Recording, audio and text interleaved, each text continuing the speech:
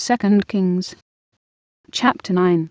And Elisha the prophet called one of the children of the prophets, and said unto him, Gird up thy loins, and take this box of oil in thine hand, and go to Ramoth-Gilead.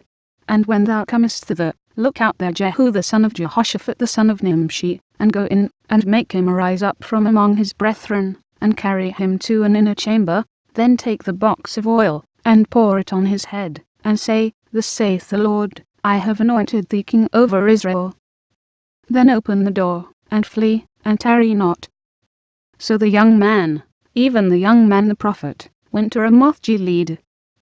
And when he came, behold, the captains of the host were sitting, and he said, I have an errand to thee, O captain. And Jehu said, Unto which of all us? And he said, To thee, O captain. And he arose, and went into the house, and he poured the oil on his head, and said unto him, Thus saith the Lord God of Israel, I have anointed thee king over the people of the Lord, even over Israel. And thou shalt smite the house of Ahab thy master, that I may avenge the blood of my servants the prophets, and the blood of all the servants of the Lord, at the hand of Jezebel. For the whole house of Ahab shall perish. And I will cut off from Ahab him that pisseth against the wall, and him that is shut up and left in Israel. And I will make the house of Ahab like the house of Jeroboam the son of Nebat, and like the house of Baasha the son of Ahijah. And the dogs shall eat Jezebel in the portion of Jezreel, and there shall be none to bury her. And he opened the door, and fled. Then Jehu came forth to the servants of his lord, and one said unto him, Is all well? Wherefore came this mad fellow to thee? And he said unto them, Ye know the man, and his communication. And they said, It is false, tell us now. And he said, Thus and thus spake he to me, saying, Thus saith the Lord, I have anointed thee king over Israel. Then they hasted, and took every man his garment, and put it under him on the top of the stairs, and blew with trumpets, saying, Jehu is king. So Jehu the son of Jehoshaphat the son of Nimshi conspired against Joram. Now Joram had kept Ramoth-Gilead, he and all Israel, because of Hazael king of Syria. But King Joram was returned to be healed in Jezreel of the wounds which the Syrians had given him, when he fought with Hazael king of Syria. And Jehu said, If it be your minds, then let none go forth nor escape out of the city, to go to tell it in Jezreel.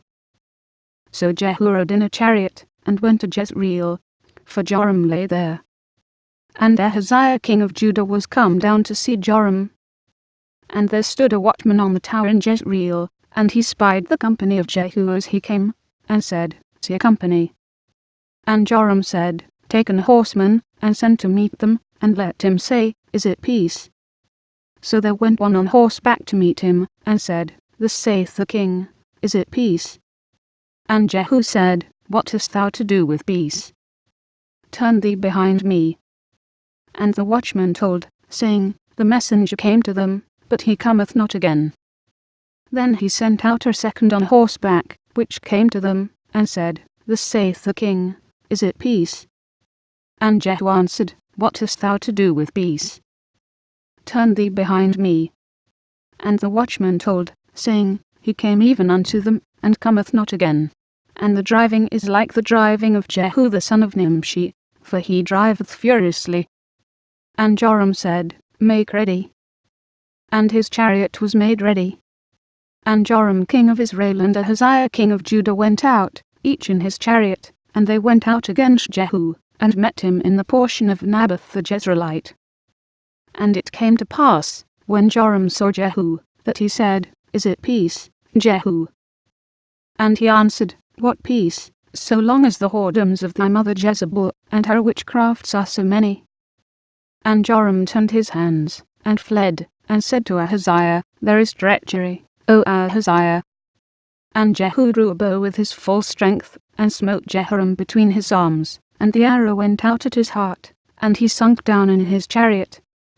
Then said Jehu to Bidkar his captain, Take up, and cast him in the portion of the field of Naboth the Jezreelite.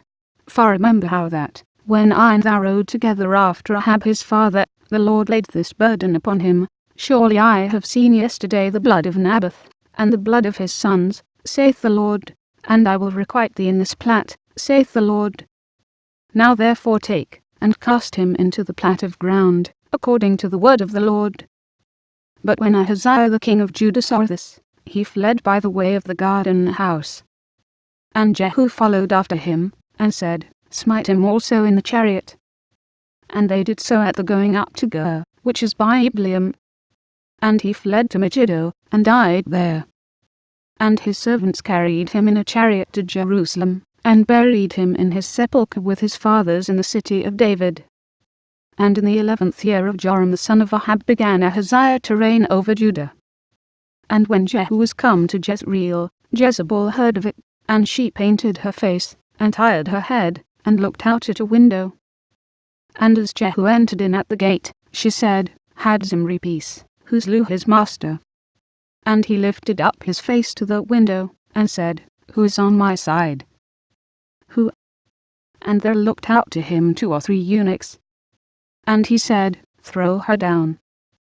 So they threw her down, and some of her blood was sprinkled on the wall, and on the horses, and he trode her under foot.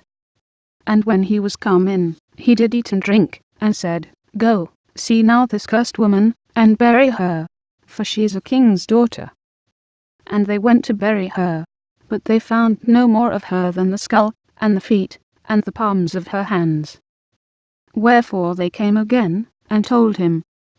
And he said, This is the word of the Lord, which he spake by his servant Elijah the Tishbite, saying, In the portion of Jezreel shall dogs eat the flesh of Jezebel, and the carcass of Jezebel shall be as dung upon the face of the field in the portion of Jezreel, so that they shall not say, This is Jezebel.